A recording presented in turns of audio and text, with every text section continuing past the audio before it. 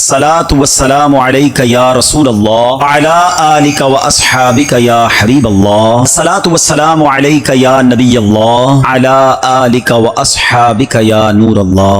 درود پاک پڑھنے کے بے شمار فضائل و برکات ہیں. کعبے کے بدرالدجا صلی اللہ تعالی علیہ وسلم کی ذات جن پر درود پاک پڑھنا کب کب کیسے کیسے اور کہاں کہاں کام آتا ہے. اللہ کے حبیب علیہ الصلوۃ والسلام کتنی پیاری فضیلت ہمیں خود عطا فرماتے ہیں.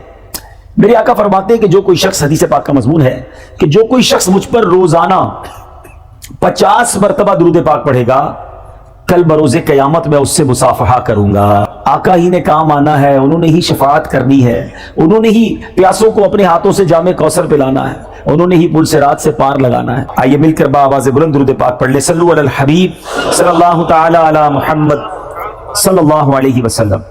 لوگ کہتے ہیں ترقی چاہیے، کامیابی چاہیے، برائٹ فیوچر چاہیے. خدا کی قسم، جس کے ماں باپ اس سے راضی ہیں نا، جس کے ساتھ ماں باپ کی دعائیں ہیں، اس کو پھر ترقی سے کوئی نہیں روک سکتا. اس کے بیڑے پار ہی ہونے ہیں. اور ساری دنیا واہ واہ کر رہی، ماں باپ پریشان ہے، وہ برباد ہی ہونا ہے. ماں باپ کو تنگ نہ کرو، بالخصوص ماں کی قدر کرو. ماں کا کوئی نیبل بدل نہیں ہے. اور یہ دعا دے دے تو بندہ کدھر پہنچ جاتا ہے. اچھا، پھر آج کل ایک اور ٹرینڈ چلا ہے، کسی بھی طرح کا زندگی میں مقام بڑھ گیا نا، مشہور ہو گیا، اب وہ ماں باپ پر بھی روب جما رہا ہوتا ہے. پتہ نہیں میں کتنا بڑا آدمی ہو گیا ہوں، اب میں آپ کی خدمت کہاں سے کروں گا بھائی، ٹائم ہی کہاں ہے میرے پاس. ان کو کبھی یہ روب مت جمانا. ارے آج اگر کچھ بن بھی گئے ہو نا، یہ انہی کی دعائیں تھیں، اور ان کو کہہ رہے ہو بڑا آدمی ہو گیا. حضرت موسیٰ کلیم اللہ علی نبینا علیہ الصلوۃ والسلام کتنا بڑا مرتبہ ہے. اور آپ نے ایک بار اللہ کریم کی بارگاہ میں عرض کیا، مولا مجھے جنت میں اپنا پڑوسی دیکھنا ہے. ارشاد کیا ہوا کہ اے موسیٰ، جنت میں تیرا جو پڑوسی ہے وہ ایک فلاں علاقے کا کسائی ہے. آپ حیران ہو گئے، آپ نے کہا مولا مجھے ملنا ہے. ایڈریس بتایا گیا، آپ چلے گئے وہاں پر. ایک نوجوان نے دروازہ کھولا، آپ اندر گئے. گھر میں گئے تو دو بوڑھے ماں باپ، بوڑھی شخصیات تھی. انہوں نے حضرت موسیٰ کو دیکھا، آپ کی رسالت کی گواہی دی اور دونوں دنیا سے چلے گئے. وہ نوجوان کسی کام سے گیا، جب واپس آیا اپنے دونوں والدین کو دیکھا کہ دونوں کا انتقال ہو گیا ہے. تو کہا ہو نہ ہو آپ حضرت موسیٰ علیہ الصلوۃ والسلام. حضرت موسیٰ نے کہا میں نے تو نہیں بتایا کہ میں کون ہوں، تمہیں کیسے پتا چلا؟ کہا میرے ماں باپ روزانہ دعا کرتے تھے کہ یا اللہ اس وقت تک موت نہ دینا جب تک حضرت موسیٰ کا دیدار نہ کر لیں. آپ ہمارے گھر آئے ہیں، آپ کو انہوں نے دیکھا ہے، یہ چلے گئے دنیا سے، آپ ہی حضرت موسیٰ ہیں. حضرت موسیٰ نے فرمایا بتاؤ کچھ اور بھی دعا کرتے تھے؟ کہاں میں اپنے بوڑھے ماں باپ کیونکہ چبا نہیں سکتے تھے، روز ان کو نوالے چبا چبا کر کھلاتا تھا. اور جب بھی کھانا کھلاتا تھا نا، میری ماں دعا کرتی تھی یا اللہ میرے بیٹے کو جنت میں موسیٰ کا پڑوسی بنا دینا. حضرت موسیٰ کہتے بیٹا تیری ماں کی دعا قبول ہو گئی ہے، تو ہی جنت میں میرا پڑوسی ہے. یہ ہے ماں کی دعا، اور یہ وہ دعا ہے جو بن مانگے مل رہی ہے، جو ماں کے دل سے نکل رہی ہے. آؤ میں بتاؤں کچھ بڑے آدمی، واقعی جس کو کہتے ہیں بڑا آدمی کون ہوتا ہے. امام اعظم ابو حنیفہ رضی اللہ تعالیٰ سے بڑا تو کوئی نہیں نا، کتنے بڑے وقت کے امام ہیں. مگر آپ کی والدہ ایک مسجد کے امام صاحب سے انسپائر تھی، مقرر تھے، وہ اچھے بیان کرتے تھے.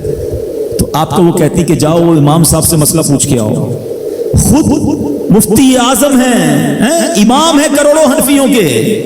ماں کو یہ نہیں کہا کہ ماں پتہ نہیں میں کتنا بڑا مفتی ہوں، تم مجھے مسجد کے امام کے پاس بھیج رہی ہو.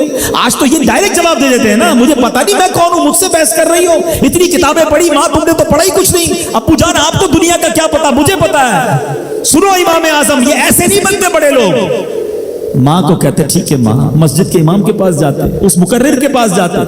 وہ کہتا حضور آپ مجھ سے مسئلہ پوچھنے آئے، آپ دنیا کو مسئلے بتاتے ہیں. کہ کیا کروں، ماں نے بھیجا ہے. کہ حضور جو آپ بتا رہے ہیں مجھے آپ ہی مسئلے کا جواب بتا دیں، وہی میری طرف سے ماں کو بھی بتا دیں.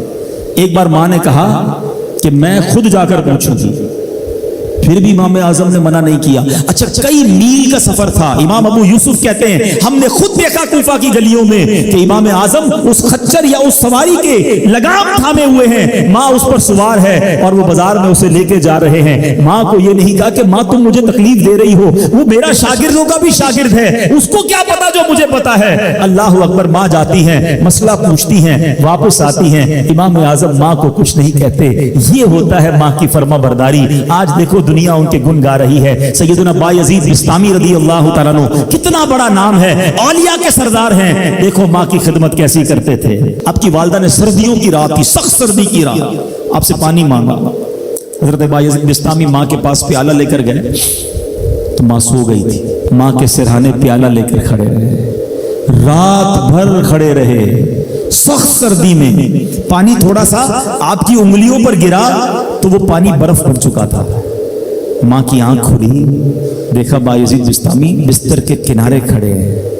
کہا بیٹا کیوں کھڑے ہو؟ کہا ماں آپ نے رات پانی مانگا تھا نا, اس لیے کھڑا رہا کہ نہ جانے کب آنکھ کھل جائے. اب جب پانی دینے کے لیے پیالہ الگ کیا نا تو وہ برف چمڑی سے چپک چکی تھی, تو جب وہ برف الگ ہوئی نا ہاتھ سے خون نکلنے لگا.